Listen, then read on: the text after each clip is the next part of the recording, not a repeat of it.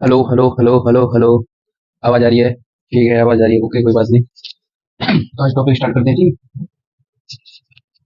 थोड़ी से पहले कंसेप्ट बताऊंगा, उसके बाद 10-12 क्वेश्चन कराऊंगा। अब कुछ क्वेश्चन रह जाएंगे, 10 क्वेश्चन रह जाएंगे, उनको मैं कल वाली वीडियो बनाऊंगा, ज्यादा लॉन्ग वीडियो नहीं बना रहा हूँ। ठीक है, तो स्टार्ट करें बिना टाइम खराब किए हुए। ठीक है, ओके। आज टॉपिक है आपका रेट ऑफ रिएक्शन। ठीक है, ज्यादा इसके बारे में मैं थ्योरी थ्योरी अब कम लिखाऊंगा थ्योरी, क्योंकि ज्यादातर बच्चों के मैसेज आए थे मेरे पास, कह रहे थे कि ओनली सिर्फ क्वेश्चन वगैरह और कंसेप्ट से बात ही करें, या थ्योरी अपन एनसीईआरटी से पढ़ लेंगे, कोई बात नहीं, अच्छे टीचर से पढ़ेंगे, कोई दिक्कत नहीं। तुम्हारा भी टाइम वेस्ट ना हो, तुम्हें थ्योरी आती है, एनसीईआरटी भी पढ़नी है वैसे भी, तो एनसीईआरटी पढ़ लेना, कोई ना। कंसेप्ट और ओनली क्वेश्चन क्वेश्चन कराऊंगा, ठीक है। तो बात करें rate of reaction. R reaction बराबर क्या करेंगे, सीधे डायरेक्ट सूत्र कराऊं, ठीक है, फॉर्मूला, ठीक है।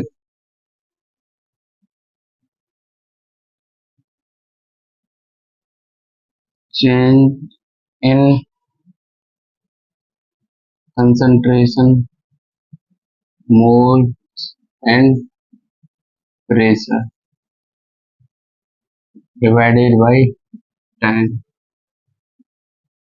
नॉर्मल सी बात है, अगर अपन एक रेट ऑफ रिएक्शन की अगर फॉर्मूला देखा जाए तो change in concentration, mole and pressure and by time, change in time, ठीक है।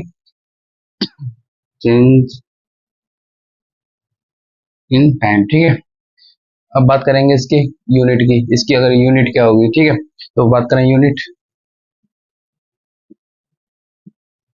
यूनिट क्या होगी, कंसंट्रेशन, कंसंट्रेशन की क्या होगी, मोलैरिटी बाई टाइम को लेंगे सेकंड में, ठीक है। मोलैरिटी बाई सेकंड, या इससे अपन लिख सकते हैं मोलैरिटी सेकंड इनवर्स। अगर हमें पता है मोलैरिटी बराबर क्या होता है, क्या होता है, मोल बाई लीटर। तो मतलब 1 लीटर बनने उपस्थित विलय के मोलों की संख्या को क्या कहते हैं, मोलैरिटी कहते हैं। तो बात करें तो मोलैरिटी को अपन क्या लिख सकते हैं, मोल, ठीक है, मोल divided by litre and second, इसकी बनाएंगे अपन तो मोल litre inverse and second inverse. अब एक बात लेते हैं, प्रेशर के रूम में ले सकते हैं। प्रेशर के रूम में क्या होगा, एटीएम डिवाइडेड बाई सेकंड, इधर लेंगे एटीएम सेकंड इनवर्स। ये नॉर्मल सी बात है। रेट ऑफ रिएक्शन का फॉर्मूला क्या होगा, change in concentration, moles and pressure divided by क्या, चेंज इन टाइम, ठीक है। अब इसकी यूनिट की बात करेंगे, मोलरिटी बाई सेकेंड, कंसंट्रेशन की यही तो होगी यूनिट। उसकी बात करेंगे मोल बाई, अगर मोलरिटी बराबर क्या होगा, mole by litre, mole by litre second inverse, ठीक है। अब एटीएम में सेकेंड इनवर्स, अगर बात करेंगे प्रेशर की, प्रेशर को किसमें लेंगे, एटीएम में। ये बात हुई। अब आपने एक टॉपिक पढ़ा होगा केमिकल इक्विलिब्रियम, टॉपिक का पूरा चैप्टर ये, ठीक है। बात करेंगे किसके बारे में,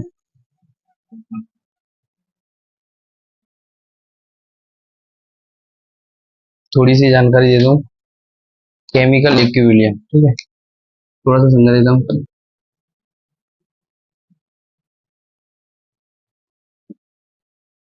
केमिकल का कोई रिएक्शन बढ़ा है, इसके इनिशियल मोल देखे जाएंगे तो इनिशियल मोल टी बराबर 0 पे, इसके इनिशियल मोल मान लिए ए, ये तुमने पढ़ा हुआ है, ठीक है। और एट टी टाइम पर ये कितने हो गए, ए माइनस एक्स, यहाँ बन जाएंगे एक्स। इसी प्रकार अगर मान लें ए टू बी, अगर यहाँ टी बराबर 0 पर मोल है कितने ए, एट टी टाइम पे कितने हो जाएंगे, ए माइनस एक्स, तो यहाँ कितने हो जाएंगे, 2x। ये तुमने केमिकल इक्विलिब्रियम में पढ़ा है। तो इसका चेंज इन मोल्स कितना हो जाएगा, चेंज इन मोल, चेंज कितना हो रहा है, एक्स। इसी प्रकार का अपन बात करें, ये इंट दिया है तुम्हें, केमिकल इक्विवेलेंट चैप्टर पढ़ा हुआ है तो आराम से तुम्हें पता चल जाएगा, ठीक है। अब बात करते हैं किसकी, ए जा रहा है बी में, इसके मान लीजिए प्रारंभिक मोल कितने थे, टी बराबर 0 पर मोल्स कितने, 5, 5 है। अगर एट टी टाइम पे देखा जाए तो इसमें से 5 माइनस 2 मोल खत्म हो गए, और इधर क्या हो गए, 2 मोल बनेंगे, ठीक है। तो यहाँ क्या बचा,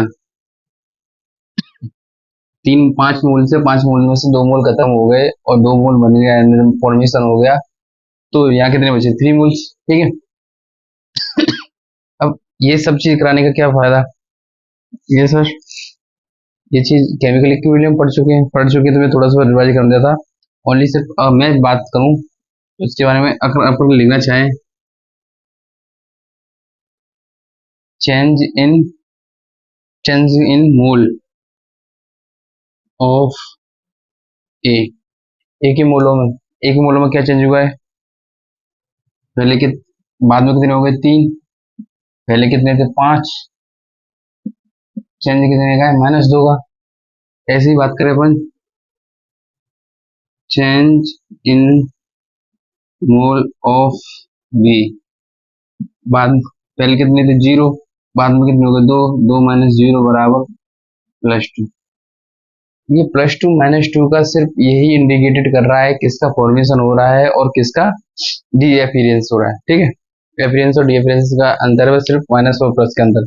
इसका मतलब माइनस में मतलब ये डी एपीरियंस हो रहे हैं, +2 मतलब एपीरियंस रहे हैं। इस वाले इक्वेशन की बात करें अपन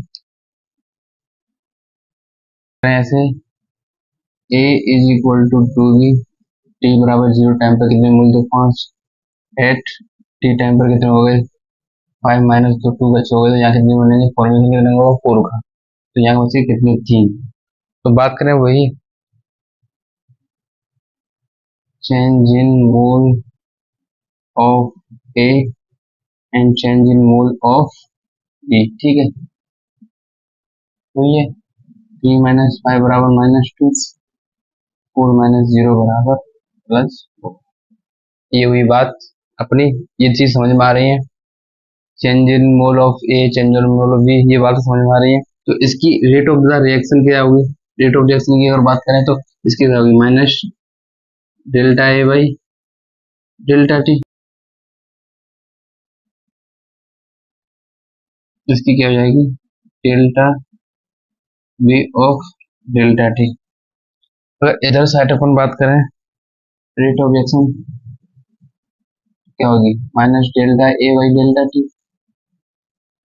अगर अपन बात करें किसके, बी की टर्म में, बी के फॉर्म में बात करें अपन, तो डेल्टा B/ΔT। क्या ये सही है, नहीं ये सही नहीं है। अपन रेट ऑफ रिएक्शन, ये तो डी एपीरेंस ऑफ किसकी है, डी एपीरेंस ऑफ बी है। अगर इसके लिए रेट ऑफ रिएक्शन करना है तो इसमें 1/2 का गुणा होगा, यानी बात करें +1/2 डेल्टा B/ΔT। ये टॉपिक है, अभी थोड़ी देर बाद समझ में आएगा। ठीक है, तो इतना ही लिख लो उसे, आगे बात करते हैं। हाँ, अपन एक जनरल, इन जनरल में एक सूत्र बन गया,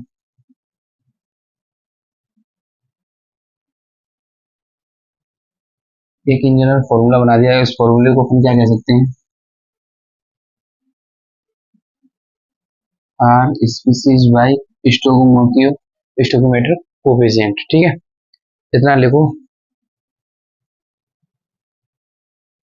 रेट ऑफ रिएक्शन का, ये रेट ऑफ रिएक्शन का एक फॉर्मूला मतलब बन गया है। इस इन जनरल में क्या कह सकते हैं, जनरली तो क्या हुआ, रेट ऑफ मतलब रेट जो स्पीसीज है उसकी रेट बटे स्टोइकोमेट्रिक कोफिशिएंट।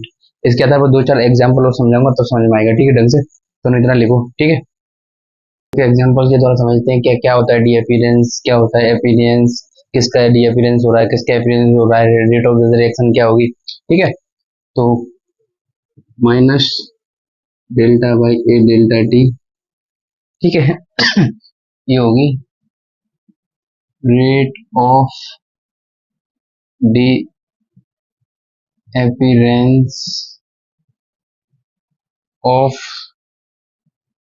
ए, अपन इसे कह सकते हैं रेट ऑफ रिएक्शन ए की। ठीक है, बात करें माइनस डेल, इसका डेल्टा वी का तो फॉर्मेशन हो रहा है, डेल्टा वी फॉर्मेशन तो प्लस में लेंगे, इसलिए डेल्टा वी/डी बराबर क्या होगी, rate of appearance of A B. तो फिर रेट ऑफ द रिएक्शन क्या होगी, रेट ऑफ रिएक्शन, यानी रिएक्शन की बात करें तो अगर अपन एक ही टर्म से लेंगे तो minus 1/3 delta A by delta T. अगर उसकी बात करेंगे किसके फॉर्म में, बी के फॉर्म में, तो बी की फॉर्म में क्या हो जाएगा, plus 1/2 delta B by delta T. ये फाइनली रेट ऑफ रिएक्शन होती है। बस तुम इन चीजों को समझ लो। अगर तुम इन तीन चीजों को समझ गए कि क्या होती है rate of the difference of A, rate of the appearance of B, rate of reaction, तो समझ लो सारी, मतलब इनसे क्वेश्चन आते हैं तुम्हें यही पता पड़ेगा। वो पूछेगा रेट ऑफ द रिएक्शन, तुम आंसर देके आओगे rate of the difference.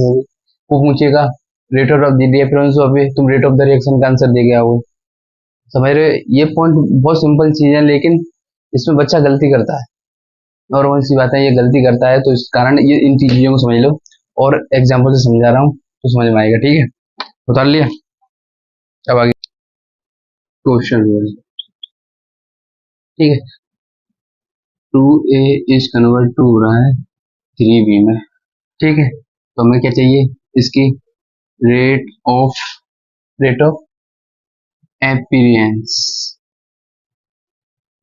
Experience of B, ठीक है। ये क्वेश्चन है जनरली, ठीक है। अपन क्वेश्चन को सॉल्व करते हैं, ठीक है। क्वेश्चन क्या सॉल्व करेंगे, इसका पहले तो लिखेंगे आंसर, आंसर फर्स्ट ऐसे लिखेंगे ना तो अच्छा लगेगा। अब बात करते हैं किसकी, rate of the reaction of B, क्या होगा, plus 1/3 delta B by delta T. सही है, अच्छा ये क्वेश्चन लाना भूल गया, ठीक है। अब सही है, अगर तुम ये सोच रहे हो rate of appearance of B, generally बच्चा इसका आंसर यही देगा, पर लेकिन मैं कहूँ ये गलत है। मैं थोड़ी देर पहले ही समझा जाता, इसी कह रहा हूँ ना, जनरली बच्चा इसी चक्कर में फंसता है, आंसर इसका यही देता है, rate of appearance of the B पूछेंगे या पूछ लेता rate of the disappearance of A, तो वो क्या करता answer 1/2 -1/2 delta A by delta T. Generally बच्चा यही फंसता है, सबसे पहले बच्चा यही फंसता है। तो इसका आंसर क्या होना चाहिए, अगर पूछ रहा है तो इसका rate of appearance of B, यानी आर बी, ठीक है। तो इसकी ओनली सिर्फ क्या होगा, plus delta B by delta T, ये होता है एपीरेंस ऑफ बी, ठीक है। अगर वो पूछता रेट ऑफ ड एपीरेंस ऑफ ए, पूछ सकता है बिल्कुल, ये थोड़ी है कि यही क्वेश्चन है, डी एपीरेंस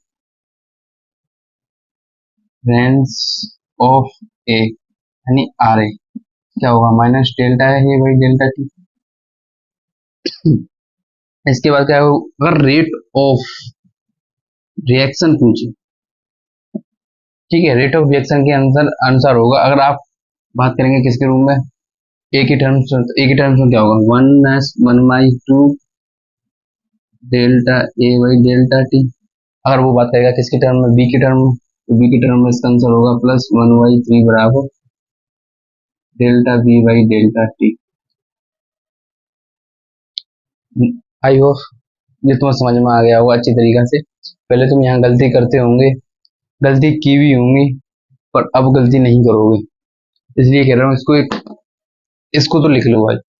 अगर तुम नोट्स नहीं बना रहे तो इस चीज को पहले लिख लो, ठीक है। जिसे आगे बढ़ते हैं, एम इन कन्वर्ट्स टू हो रहा है एन बी, एक जनरल फॉर्मूला के रूप में बता रहा हूँ, ज़्यादा टाइम खराब नहीं करता, कोई बता दूँ। अगर रेट ऑफ रिएक्शन की बात करेंगे अपन, तो रेट ऑफ रिएक्शन क्या होगी, -1/m delta A by delta T बराबर plus 1/n delta B by delta T, ठीक है। अपन इसको क्या लिख सकते हैं, अगर रेट ऑफ द रिएक्शन की बात की जाए तो उसमें जनरली माइनस प्लस का कोई आंसर नहीं होता, मतलब माइनस प्लस देखती नहीं है रेट ऑफ द रिएक्शन में। अगर माइनस प्लस देखा जाता है, आंसर देखा जाता है, तो सिर्फ डी एपीरेंस और एपीरेंस को शो करता है, ना कि रेट ऑफ द रिएक्शन, ठीक है। रेट ऑफ द रिएक्शन के लिए अपन माइनस प्लस लगाने की कोई जरूरत नहीं है, ठीक है। तो अपन क्या लिख सकते हैं, 1/n, ये क्या हो गई ये क्या आ गई रेट ऑफ ए, ठीक है, ये क्या हो गई 1/n रेट ऑफ दी एफिरेंस की। और फिर बात करें तो 1/m बराबर ये क्या होगी रेट ऑफ डी एपिरेंस ऑफ ए बराबर 1/n बराबर क्या होगी रेट ऑफ एपिरेंस ऑफ बी। ये किसकी है rate of reaction.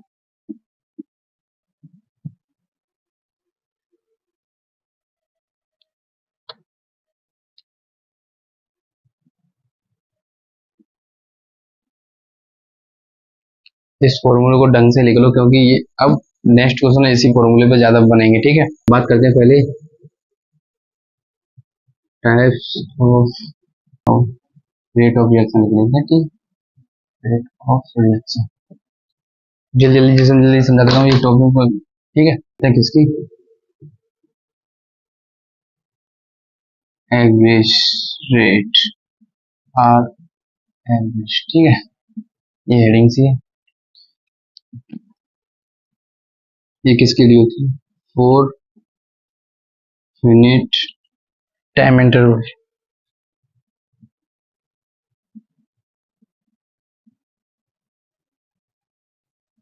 4 minute time interval के लिए होती है एवरेज रेट। इसको क्या है एक ग्राफ से समझाएंगे। मैं पहले भी कह रहा हूँ कि इस चैप्टर के लिए ग्राफ बहुत इंपॉर्टेंट है, ठीक है। तो बात करते हैं किसकी एवरेज रेट की, ठीक है। ये क्या होगा कंसंट्रेशन, ये क्या हो गया टाइम। अगर कोई कंसंट्रेशन यहाँ है आगे चल के खत्म ही होनी है। अब बात करते हैं हम किस टाइम पर, ये है C1 टाइम। कंसंट्रेशन कितनी है C1 है, किस टाइम पे T1। ये कंसंट्रेशन T2 टाइम पे कितनी है C2। यहाँ से एक चीज पता चल रही होगी तुम्हें C1 is greater then C2 time T2 is greater then T1। तो मतलब इसका मतलब ये समझ रहे हैं कि आगे बढ़ने पर कंसंट्रेशन घट रही है। नॉर्मल सी बात है रिएक्टेंट के लिए कंसंट्रेशन घटेगी। अब बात करते हैं इसकी मेन आर एवरेज के बारे में। आर एवरेज बराबर क्या हो गया C2 minus C1 by T2 minus T1। अपन बात करें तो डेल्टा सी वाई बराबर डेल्टा टी, ये आर एवरेज का फॉर्मूला है। बस इतना ही है, इतना ही लिखो। इसके बाद आगे बढ़ते हैं, ठीक है। बात करेंगे इंस्टेंटेनियस रेट ऑफ इंस्टेंटेनियस की, ठीक है। तो इसके लिए क्या होगा रेट एट पार्टिकुलर इंस्टेंट, यानी एक पार्टिकुलर टाइम पर जो बात करी जाए उस रेट की उसको उसके इंस्टेंटेनियस रेट, ठीक है। अब इसको रेट ऑफ इंस्टेंटेनियस बराबर log n delta T times 0, ठीक है, delta C by delta T. इसको क्या करेंगे रेट इंस्टेंटेनियस बराबर क्या होगा स्लोप ऑफ टेंजेंट, ठीक है, टेंजेंट ऑफ कंसंट्रेशन टाइम का, ठीक है। यानी ये हो गया रेट ऑफ डायरेक्शन हो गया D C by D T. Mainly तो इसी से इंडिकेटेड करते हैं, ठीक है। अब ग्राफ ग्राफ ग्राफ मैं पहले कह रहा हूँ इस चैप्टर के लिए सबसे ज्यादा इंपॉर्टेंट क्या है ग्राफ है, ठीक है। तो ग्राफ की थोड़ी सी बात करते हैं इंस्टेंटेनियस के लिए।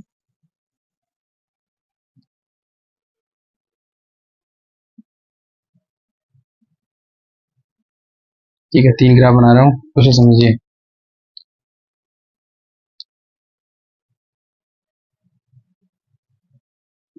Concentration time, concentration time, concentration time,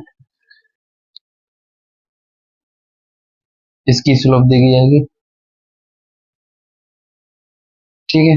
अपन बात करें ये थीटा, तो जो टेन थीटा बराबर क्या ही होगा आर इंस्टेंटेनियस होगा, ठीक है। अब बात करें इसका, पहले बनाता है ओरिजेंटल लेयर। ओरिजेंटल लेयर पर अगर बात करें, एक पॉइंट ले लिया ये, एक पॉइंट ले लिया ये थीटा 1, ये थीटा 2, ठीक है। इसमें क्या है, theta 2 is greater than theta 1, इसका मतलब हो गया कि tan θ2 is greater than tan θ1। तो इसका मतलब हो गया रेट ऑफ द डायरेक्शन किसकी ज्यादा होगी, R2 is greater then R1, ठीक है। अब तीसरे की बात करें,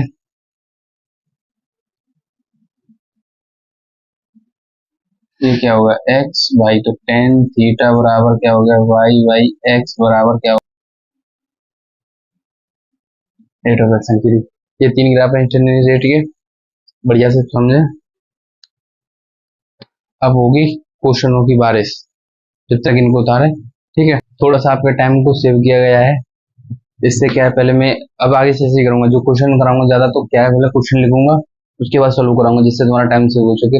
लिखने में जो टाइम जाएगा उसको अपन स्किप कर सकें, ठीक है। तो पहली बात है, right the expression of the rate. इसकी क्या लिखनी है, हमें एक्सप्रेशन लिखनी है, रेट एक्सप्रेशन लिखनी है, ठीक है। हमने पहले ही तुम्हें बता दिया है कि इसकी रेट ऑफ द रिएक्शन कितनी लिखेंगे, अगर रिएक्टेंट के फॉर्म में लिखनी है, ठीक है, तो इसकी किसकी रेट के बराबर होगी, रेट ऑफ द N2, ठीक है, इतना आता है। इसके बाद कराएंगे H2 के फॉर्म में लिखना है, तो क्या होगी 1/3 R H2, ठीक है। अब किसके रूम में फॉर्म में लिखनी है, NH3 फॉर्म में, तो क्या लिखेंगे 1/2 rate of the reaction of NH3, ठीक है। ये इतनी सी हुई बात। अब इतनी सी बात होने के बाद में क्या, RN2 भी लिखनी है, तो -dN2/d2 rate of the reaction बराबर लिखेंगे, कैसे लिखेंगे 1/3 - 1/3 dH2/dt। रेट ऑफ NH3 की क्या होगी, +1/2 बराबर रेट ऑफ NH3 कितनी होगी, dNH3/dt। इस तरह से इन क्वेश्चन की ये एक इक्वेशन लिखेंगी या एक्सप्रेशन होंगे। अब बात करते हैं किस क्वेश्चन की, ये दूसरे सेकंड क्वेश्चन, तो इसी को इसी तरह लिखनी है, रेट ऑफ इंस्टेंटेनियस। तो रेट ऑफ इंस्टेंटेनियस बराबर क्या होगा, रेट ऑफ किसकी, SO2 की, 1/2 बराबर रेट ऑफ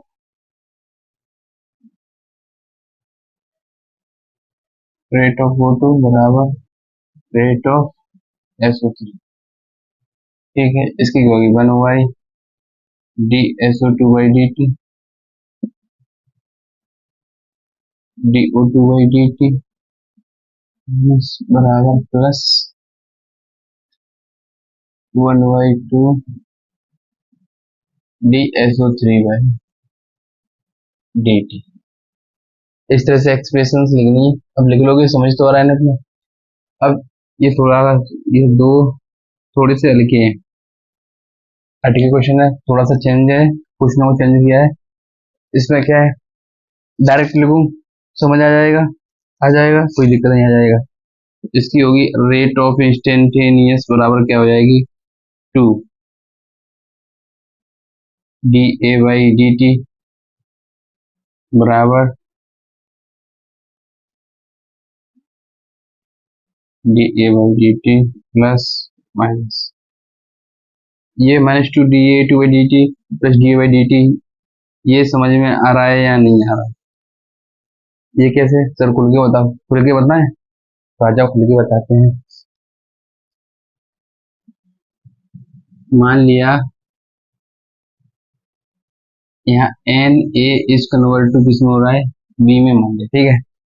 तो अपन इसको N को क्या लिखेंगे 1/n dA/dt, R इंस्टेंटेनियस लिखेंगे तो यही लिखेंगे 1/n होंगे। अगर इसको मैं 1/n A ऐसे लिखूं, R इंस्टेंटेनियस बराबर क्या हो जाएगा 1/1/n बराबर dA/dt। 1/n को 1/n ऊपर चलेगा तो कितना हो जाएगा N dA/dt, थोड़ा अटके है। अब तो समझ में आ ही जाएगा, अब तो समझ लोगे। हाँ सर समझ लेंगे, ठीक है, मुझे पता है समझ ही लोगे। अब ये क्वेश्चन है इसके, तो इसकी रेट ऑफ द इंस्टेंटेनियस लिखना है हमको, तो हमें पहले इसमें चेक करना पड़ेगा इस क्वेश्चन को स्टार क्यों लगा रहा हूँ, इस क्वेश्चन को स्टार क्यों लगा रहा हूँ बता दूं पहले। इसे बोलते हैं rate of reaction, rate of reaction इसकी क्या होगी, रेट ऑफ CaCO3 बराबर रेट ऑफ CaO, ठीक है, बराबर रेट ऑफ CO2। इस क्वेश्चन सर नॉर्मली तो क्वेश्चन है, नॉर्मल क्वेश्चन है, ये देखो यहाँ स्टेट दे रखी है, ये सॉलिड, ये सॉलिड, ये सॉलिड। तो सर अब क्या करेंगे, कंसंट्रेशन सॉलिड की कंसंट्रेशन तो हमने कभी समझा ही नहीं कि सॉलिड की कोई कंसंट्रेशन होती है। दैट्स राइट, बिल्कुल सही सुना, ठीक। सॉलिड की कंसंट्रेशन टर्म को ना लेकर अपन इसके क्या लेंगे, इसमें जो मोल्स लेंगे, तो रेट ऑफ रिएक्शन बराबर डी एन, यानी एन का मतलब क्या, मोल, मोल किसके, CaCO3 के, बाई डी टी बराबर डी मोल ऑफ CaO बराबर D T mole CO2 by D T. ये थोड़ा समझ में आया, ये अच्छे क्वेश्चन है, ध्यान दो, ठीक है। अब ये 3 क्वेश्चन और हैं, इन 3 क्वेश्चनों को समझेंगे ध्यान से, ठीक है। अच्छे क्वेश्चन से, नीट में आए हुए क्वेश्चन है, ठीक है। अब बात करते हैं पहला क्वेश्चन, कंसंट्रेशन दी है, मोलरिटी दी है, कुल मोलरिटी टाइम दी है सेकंड में, और ये ग्राफ दिया हुआ है। मैं पहले कह रहा हूँ ग्राफ से क्वेश्चन बहुत आते हैं, तो इसका विशेष ध्यान रखें कि इस चैप्टर में सबसे ज्यादा ग्राफ ही हमें ज्यादा पढ़ने हैं। कहीं भी ग्राफ दो दिखे टूट पड़ो, ठीक है। एनसीईआरटी में जितने भी ग्राफ है उनको एक बार देख लेना अच्छी तरीके से। तो बात करते हैं R average for 5 to 15 second interval, मतलब 5 से जो 15 सेकेंड के बीच में जो अंतराल है उसमें हमें क्या चाहिए, आर एवरेज ज्ञात करना है, ठीक है। आर एवरेज ज्ञात करना है, तो हमने तो पढ़ा ही आर एवरेज का सूत्र, आर एवरेज बराबर क्या होता है, delta C upon delta T, ये सूत्र पढ़ा है। तो डेल्टा सी घटाओ क्या हो गया, 5, 5 कहाँ है, यानी 5 और 15 सेकेंड, 5 का कितना हो गया 4 माइनस 2 बट्टे 15 माइनस 5, ठीक है। तो ये कितना हो गया, 4 माइनस 2 गए 2 बट्टे 10, यानी 0.2 मोलरिटी पर सेकेंड आंसर है। ये क्वेश्चन समझ में आ जाए। अब दूसरे वाले क्वेश्चन में बात करेंगे, इसमें आर एवरेज की बात की है, इसमें आर इंस्टेंटेनियस की बात की है। आर इंस्टेंटेनियस की मैंने भी काफी सूत्र बताए, लेकिन एक विशेष ध्यान रखें, आर इंस्टेंटेनियस बराबर क्या होता है, टेन थीटा, टेन थीटा ही तो होता है। आर इंस्टेंटेनियस का मतलब क्या होगी, स्लोप, इंस्टेंटेनियस निकालने के लिए स्लोप, और स्लोप बराबर क्या होगा, टेन थीटा। अब टेन थीटा बराबर क्या होता है, टेन थीटा बराबर क्या होता है, वाई, ये वाई में वाई बाई एक्स, तो यहाँ कितना है 6 बट्टे 40, और ये भी तुम्हारा जो भी आंसर आएगा गुणा भाग कर लेना मोलरिटी पर सेकेंड, ये क्वेश्चन आंसर आने वाला है, ठीक है। अब बात करेंगे, ये question very very important question है, ऐसा क्वेश्चन नीट में तो अभी तक नहीं आया हुआ है, लेकिन फिजिक्स में ऐसे क्वेश्चन बहुत आते हैं, तुमको भी ये क्वेश्चन किए होंगे फिजिक्स में वेरी, तो उसी आधार पर ये क्वेश्चन है, ठीक है, इस पर ध्यान देते हैं। आर इंस्टेंटेनियस, आर इंस्टेंटेनियस की बात करें तो क्या होता है, DC by D DC concentration कितनी है, डी बराबर 20 20 प्लस 10t माइनस 5t, ये इसके, ठीक है, डिवाइडेड बाई डी टी। इसका क्या करना है, डिफरेंशिएशन, एक डिफरेंशिएशन स्लोप को दर्शाता है, ठीक है। अपन इसमें क्या करेंगे, ये इतना हो गया, अब इसका डी डिफरेंशिएशन करेंगे तो इसका तो जाएगा 20 का 0, ये कितना आएगा 20t माइनस 5, अब टी का मान क्या रखना है हमें, कितने पे, टी बराबर 2 सेकेंड, तो 2 सेकेंड के लिए क्या करेंगे, 20 × 2 -5 यानी 40 -5 बराबर 35 मोलरिटी पर सेकेंड। डिफ्रेंसिएशन करके ये आंसर आएगा। ये 2 क्वेश्चन और देखिए। रिएक्शन हो रही है ए से बी की ओर, ठीक है। If in 10 minutes the concentration of A changes from 10 mole per liter to 4 mole per liter, then find the average rate of the reaction in mole liter second। ध्यान रखो इस चीज में अपन क्या करना है, टाइम दे रखा है मिनट में, और ये एवरेज रेट ऑफ रिएक्शन किसमें पूछ रहा है, सेकंड में। हमें यूनिट का विशेष ध्यान रखना पड़ेगा, यूनिट से ही क्वेश्चन गलती करवाएगा, ठीक है। तो करें आर एवरेज बराबर क्या होगा, ये किसकी कंसंट्रेशन ए, तो हमें जो रेट चाहिए ना, रेट ऑफ द रिएक्शन चाहिए, वो किसके कंसंट्रेशन ए के रूम में चाहिए, क्योंकि ए चेंज हो रहा है किसमें, 10 से 4 में, ठीक है। 10 to 4 हो रहा है, ठीक है। तो ए के रूम में आर एवरेज बराबर ए के रूम में क्या होगा, कुछ नहीं, delta A by delta T. कितना चेंज हो रहा है, 10 - 4 बाई, कितना टाइम चेंज करना है, 10 मिनट, मिनट को सेकंड में चेंज कर लेंगे 60, बचा क्या, 6/600। अगर चार्ज दिया गया तो ये कितना आएगा, 0.01 mole mole litre inverse and second inverse. ये आंसर आना चाहिए मेरे ख्याल से, ये आ गया समझ। अब बात करते हैं नेक्स्ट क्वेश्चन की ओर। 2A चेंज हो रहा है किसमें, बी में, ठीक है।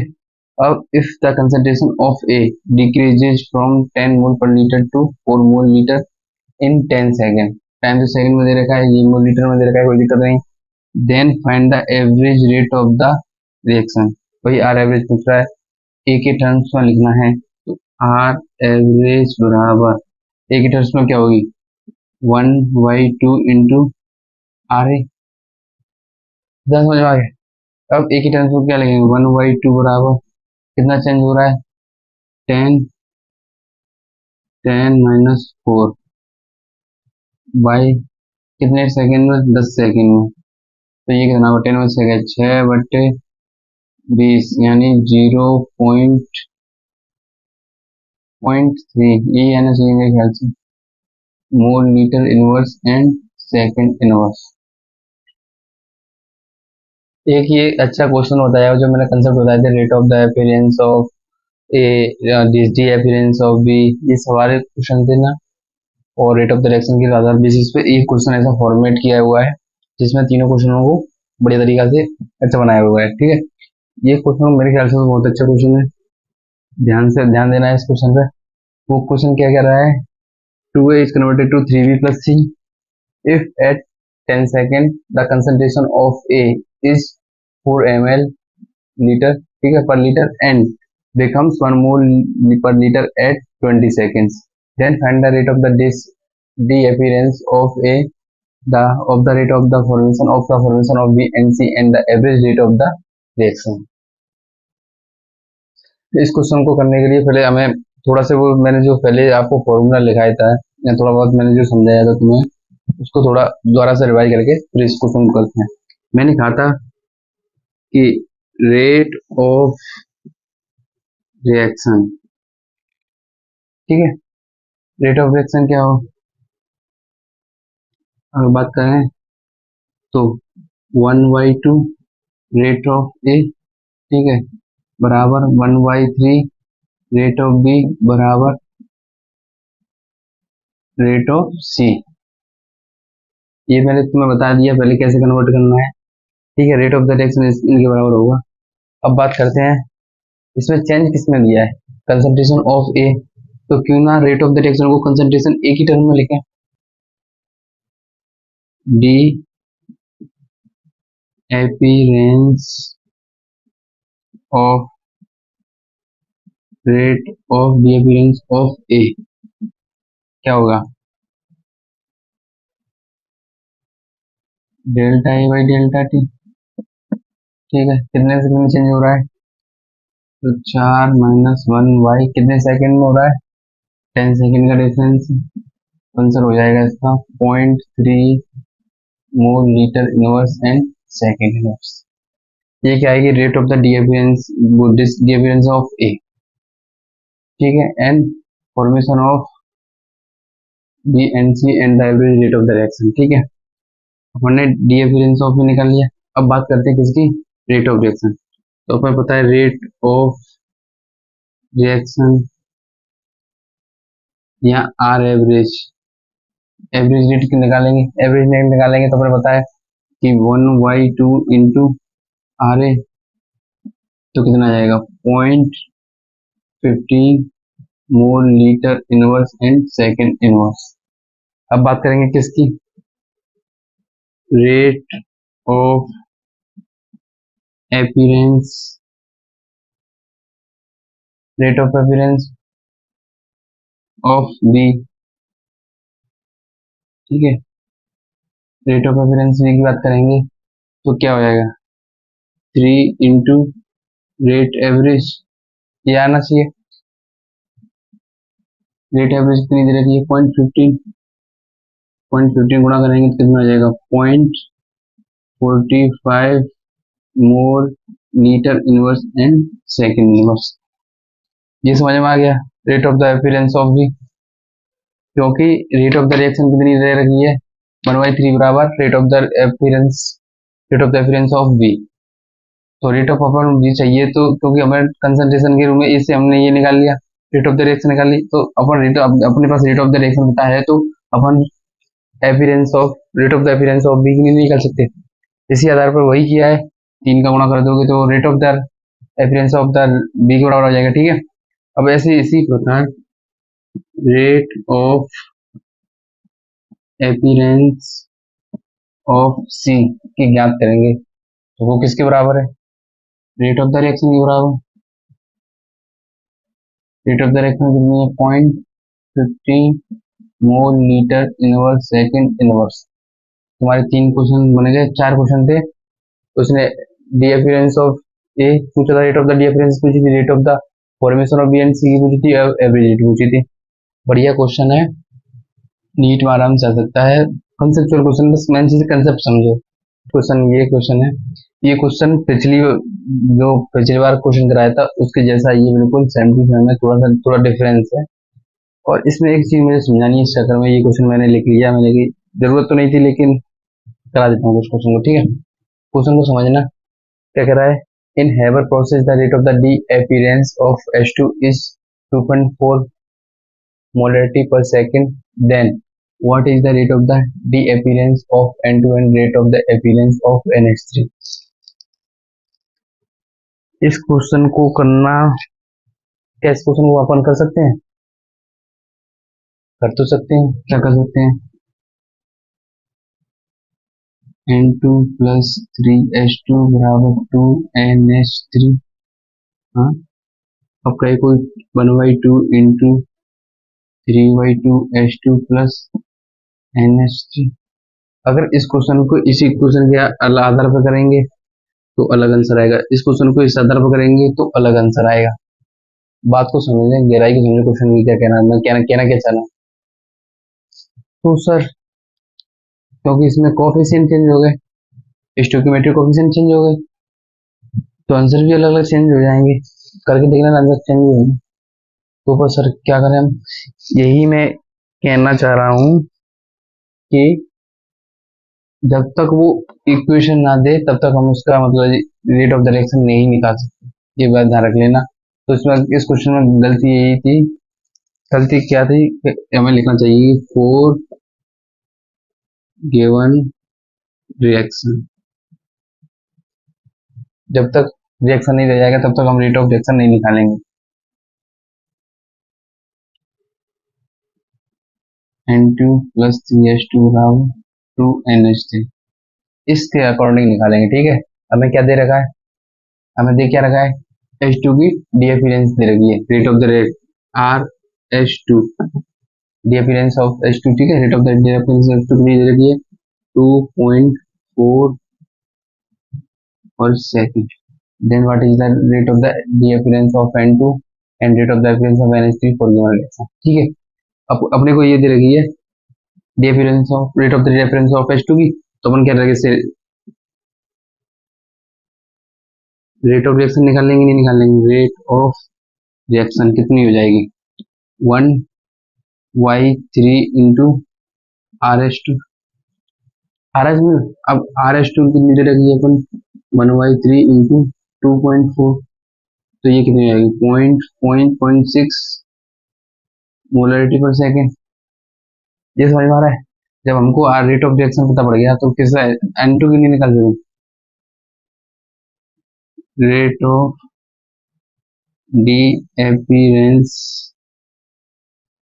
ऑफ N2 बराबर रेट ऑफ रिएक्शन कितनी है, 0.6 मोलरिटी पर सेकेंड। ठीक है, अब क्या करना है, rate of appearance of NH3, तो इसका क्या आएगा, 1/2 बराबर रेट ऑफ रिएक्शन, तो 1/2 into rate of reaction 0.6, rate of reaction के साथ 2 गुणा करना होगा। ठीक है, तो इंटू 0.6 यानी 1.2 मोलरिटी पर सेकेंड। ये क्वेश्चन है, क्वेश्चन समझ में आ गया होगा, ध्यान से समझोगे तो आ जाएगा। ठीक है, एक नोट डाल के लीजिए,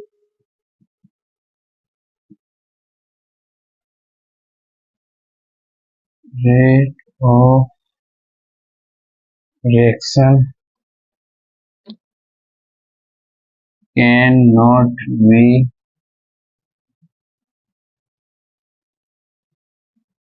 determined unless the rate of